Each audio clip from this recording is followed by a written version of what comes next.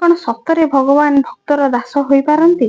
ହଁ ସାଙ୍ଗମାନେ, ଯେଉଁ ଭକ୍ତ ହୃଦୟର ସହିତ ସମର୍ପିତ ହୋଇ ସେବା କରେ ତାଙ୍କ ଘରେ ଭଗବାନ ଭୃତ୍ୟର କାମ କରିବାକୁ ବି ପଛାନ୍ତିନି। ସବୁ ଛୋଟ ବଡ କାମରେ ପରିବାର ଲୋକଙ୍କୁ ସାହାଯ୍ୟ କରିଥାନ୍ତି। ସାଙ୍ଗମାନେ, ଏ କାହାଣୀଟି ହେଉଛି ଗୋଟେ ମା ଆଉ ପୁଅର। ଜୟ ଜଗନ୍ନାଥ ସାଙ୍ଗମାନେ, ମୁଁ ସୁଚିତ୍ରା ଆପଣମାନଙ୍କୁ ସ୍ୱାଗତ ଜଣାଉଛି ମୋର ଆଉ ଏକ ନୂଆ ଭିଡିଓକୁ। ଭିଡିଓଟି ଭଲ ଲାଗିଲେ ଲାଇକ୍ କରିଦେବେ, କମେଣ୍ଟରେ ଜୟ ଶ୍ରୀକୃଷ୍ଣ ଲେଖିଦେବେ। ନୂଆ ଥିଲେ ଚ୍ୟାନେଲକୁ ସବସ୍କ୍ରାଇବ କରିଦେବାକୁ ଭୁଲିବେନି। ଥରେ ଗୋଲୁର ମା ବୃନ୍ଦାବନ ବୁଲିବାକୁ ଯାଇଥିଲେ। ସେଠାରୁ ଗୋଲୁର ମା କୃଷ୍ଣଙ୍କର ଗୋଟିଏ ମୂର୍ତ୍ତି ଆଣି ଘରେ ସ୍ଥାପନା କଲେ। ଗୋଲୁ ବାହାରେ ଖେଳୁଥିଲା। ମାକୁ ଦେଖି ପଚାରିଲା, ମା ଇଏ କିଏ? ଗୋଲୁର ମା କହିଲେ, ଇଏ ଆମ ଭଗବାନ, ଇଏ ହିଁ ଆମର ମାଲିକ। ଘରେ ଏଥର ଯେଉଁ ଖାଇବା ଜିନିଷ ତିଆରି ହେବ ପ୍ରଥମେ ୟାଙ୍କ ପାଖରେ ଭୋଗ ଲାଗିବ। କିନ୍ତୁ ପୂର୍ବରୁ ଏସବୁ ଜିନିଷ ଗୋଲୁକୁ ସବୁଠାରୁ ପ୍ରଥମେ ତା ମା ଦେଉଥିଲେ। ଏକଥା ଶୁଣି ଗୋଲୁ ଟିକେ ଚିଡ଼ିଗଲା। ମନେ ମନେ ଠାକୁରଙ୍କୁ ଗାଳି ଦେବାକୁ ଲାଗିଲା। ଗୋଟେ ଦିନ ଗୋଲୁର ମା କାମକୁ ଯିବା ପୂର୍ବରୁ ଗୋଲୁକୁ କହିଲେ, ଯମୁନା ନଦୀରୁ ମାଠିଆରେ ପାଣି ଭରି ଆଣି ଘରେ ରଖିଦେଇଥିବୁ। ଗୋଲୁ ମା ପଳେଇଗଲେ, କାମକୁ ଚାଲିଗଲେ। ଗୋଲୁ ପାଣି ଆଣିବାକୁ ଯିବା ପୂର୍ବରୁ ଠାକୁରଙ୍କୁ କହିଲା, ଖାଇଲା ବେଳକୁ ତ ପ୍ରଥମେ ଖାଉଛ, ହେଲେ ସବୁ କାମ ମତେ କରିବାକୁ ପଡୁଛି, ଏଠି ରହିବାକୁ ହେଲେ କାମ କରିବାକୁ ପଡିବ। କହିକି ଗୋଲୁ ପାଣି ଆଣିବାକୁ ଯମୁନା ନଦୀକୁ ଗଲା। ଗୋଲୁ ଯେତେବେଳେ ପାଣି ଧରିବାକୁ ଲାଗିଲା, ଦେଖିଲା ନଦୀ ଭିତରେ ଶ୍ରୀକୃଷ୍ଣ ଅଛନ୍ତି। ଆଉ କହିଲା, ଗୋଲୁ ମାଠିଆ ଦେ, ମୁଁ ପାଣି ଭରି ଦେଉଛି। ଗୋଲୁ ତାଙ୍କୁ ଦେଖି ଆଶ୍ଚର୍ଯ୍ୟ ହୋଇଗଲା। ଆଉ କହିଲା, ନାଇଁ ନାଇଁ, ମୁଁ ନିଜେ ପାଣି ଭରିଦେବି। କିନ୍ତୁ କୃଷ୍ଣ ତା ହାତରୁ ମାଠିଆ ନେଇ ପାଣି ଭରିବାକୁ ଲାଗିଲେ ଏବଂ ଘରକୁ ନେଇ ଆସିଲେ।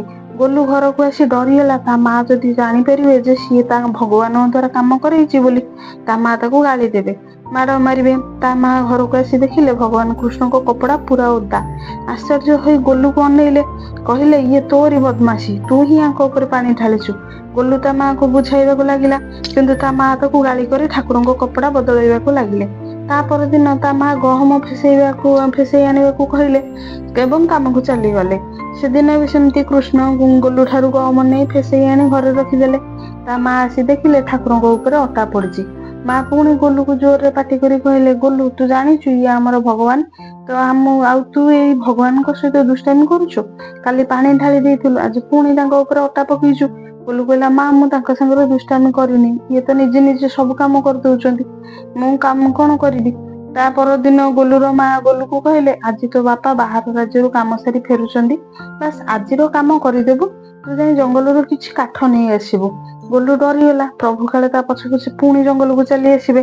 ଗୋଲୁ ତା ମା କୁ କହିଲେ, ମା ମୁଁ ତ ଜଙ୍ଗଲକୁ ଯିବି, ହେଲେ ତମେ ତମ ଭଗବାନଙ୍କୁ କହିଦିଅ ସିଏ ଯେମିତି ମୋ ପଛେ ପଛେ ନ ଆସିବେ। ତା ମା ହସିକି କହିଲେ, ହଁ ମୁଁ କହିଦେବି, ତୁ ଯା। ଗୋଲୁ ଜଲ୍ଦି ଜଲ୍ଦି ଜଙ୍ଗଲକୁ କାଠ ଆଣିବାକୁ ଚାଲିଗଲା। ତା ମା ବି କାମକୁ ଚାଲିଗଲେ। ହେଲେ ସେଦିନ ତା ମା କାମରୁ ଜଲ୍ଦି ଘରକୁ ଫେରି ଆସିଲେ। ଆଉ ଦେଖିଲେ ଭଗବାନ ତାଙ୍କ ଆସ୍ଥାନରେ ନାହାନ୍ତି। ସିଏ ପୁରା ଡରିଗଲେ, ଗୋଲୁ ପୁଣି କିଛି ଦୁଷ୍ଟାମି କରିନି ତ। ସେ ଜଙ୍ଗଲ ଆଡକୁ ଦୌଡି ଗଲେ। ସେ ଯାହା ଦେଖିଲେ ନିଜ ଆଖିକୁ ବିଶ୍ୱାସ କରିପାରିଲେନି। ଗୋଲୁ ସାଙ୍ଗରେ ଭଗବାନ କୃଷ୍ଣ କାନ୍ଧରେ କାଠ ବିଡା ଧରି ଘରକୁ ଫେରୁଛନ୍ତି। ଇଏ କଣ, ଭଗବାନ ଆମ ଘର କାମ କରୁଛନ୍ତି। ୟା ମାନେ ଗୋଲୁ ଠିକ କହୁଥିଲା। ସିଏ ଦୌଡି ଯାଇ କୃଷ୍ଣଙ୍କ ଗୋଡ ତଳେ ପଡିଗଲେ। ଆଉ କାନ୍ଦି କାନ୍ଦି କହିଲେ, ଇଏ କଣ ଭଗବାନ, ଆପଣ କଣ କରୁଛନ୍ତି ପ୍ରଭୁ, ଆମେ ଗରିବ ଘର ଲୋକ, ଆମ କାମ ଆପଣ କାହିଁକି କରୁଛନ୍ତି। ଭଗବାନ କହିଲେ, ତୋ ପୁଅ ମତେ ବହୁତ ଭଲ ପାଏ, ମତେ ତା କଥା ଆଉ ଭକ୍ତି ଭାବ ବହୁତ ଭଲ ଲାଗୁଛି। ସମସ୍ତେ ମତେ ଭଗବାନ ବୋଲି ଭାବୁଛନ୍ତି, କିନ୍ତୁ ତୋ ପୁଅ ହିଁ ମତେ ହୃଦୟର ସହିତ ନିଜର ବୋଲି ମାନୁଛି। ନିଜର ଭାବି ମତେ ଗାଳି କରୁଛି, ରାଗୁଛି, ଆଉ ଯିଏ ମତେ ଥରେ ନିଜର କରିନିଏ ମୁଁ ତାର ନିଜର ହୋଇଯାଏ। ହଁ ସାଙ୍ଗମାନେ, ଭଗବାନଙ୍କୁ ହୃଦୟର ସହିତ ଭକ୍ତି କଲେ ଭଗବାନ ବି ଆପଣେଇ ନିଅନ୍ତି। ସାଙ୍ଗମାନେ, ଆଜିର ଭିଡିଓଟି ଯଦି ଭଲ ଲାଗିଥାଏ ତାହେଲେ ଲାଇକ୍ କରିଦେବେ, କମେଣ୍ଟରେ ଆପଣଙ୍କ ମତାମତ ଦେବେ। ଚ୍ୟାନେଲରେ ନୂଆ ଥିଲେ ସବସ୍କ୍ରାଇବ କରିବାକୁ ଭୁଲିବେନି। ପୁଣି ଦେଖାହବ ଏବଂ ଆଉ ଏକ ନୂଆ ଭିଡିଓରେ। ରହୁଛି, ଜୟ ଜଗନ୍ନାଥ, ସମସ୍ତେ ଭଲରେ ରୁହନ୍ତୁ, ନମସ୍କାର।